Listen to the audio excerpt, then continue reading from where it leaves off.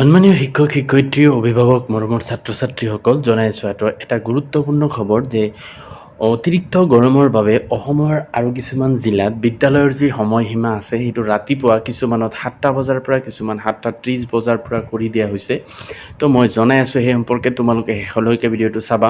প্ৰথমতে দেখাই আছোঁ গোলাঘাট ডিষ্ট্ৰিক্ট আৰু ইয়াত লিখিছে যে যিমানবিলাক চৰকাৰী প্ৰভিঞ্চিয়েলাইজড বা প্ৰাইভেট স্কুল আছে সকলোবিলাকৰ কাৰণে এই অৰ্ডাৰখন প্ৰযোজ্য যে সকলোবিলাক লোৱাৰ প্ৰাইমেৰী স্কুল 7:30টাৰ পৰা 11:30 বজালৈ চলিব আৰু আপাৰ প্ৰাইমেৰী স্কুল 7:30টাৰ পৰা 12টা বজালৈ চলিব আৰু high school higher secondary school senior secondary school 7:30টাৰ পৰা 12:30 বজালৈ পাঠদান কৰাৰ কাৰণে নিৰ্দেশ দিয়া হৈছে আৰু এই অৰ্ডাৰখন যেতিয়া দিয়া হৈছে তেতিয়াৰ পৰাই কাৰ্যকৰী কৰাৰ কাৰণে নিৰ্দেশনা দিয়া হৈছে। ইয়াত যেহেতু ডেটটো দিয়া নাই অৰ্থাৎ এইটো সোমবাৰৰ পৰা কাৰ্যকৰী হ'ব 17 আগষ্টৰ পৰা। তাৰপিছত আৰু এখন জিলা চোৱা, এইটো আছিলে লখিমপুৰ ডিষ্ট্ৰিক্ট। তো লখিমপুৰ ডিষ্ট্ৰিক্টতো সকলো চৰকাৰী বেচৰকাৰী প্ৰাদেশিকৃত সকলোবিলাক বিদ্যালয়ৰ কাৰণে বিদ্যালয়ৰ যি সময়সীমা আছে সেইটো আগুৱাই দিয়া হৈছে।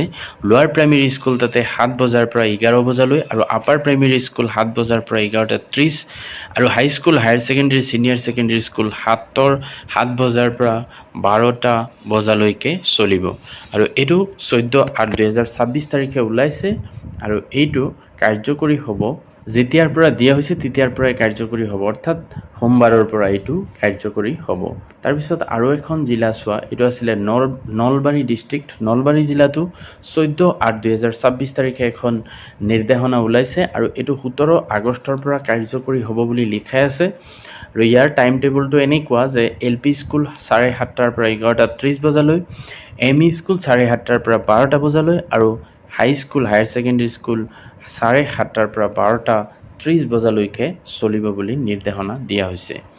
তো এইকেইটা আছিলে অসমৰ কিছুমান জিলাৰ যি বিদ্যালয়ৰ পাঠদানৰ সময়সীমা সম্পৰ্কীয় গুৰুত্বপূৰ্ণ বাতৰি। ভিডিঅ'টো ভাল লাগিলে লাইক কমেণ্ট কৰিবা আৰু চেনেলটো ছাবস্ক্ৰাইব কৰি থ'ব।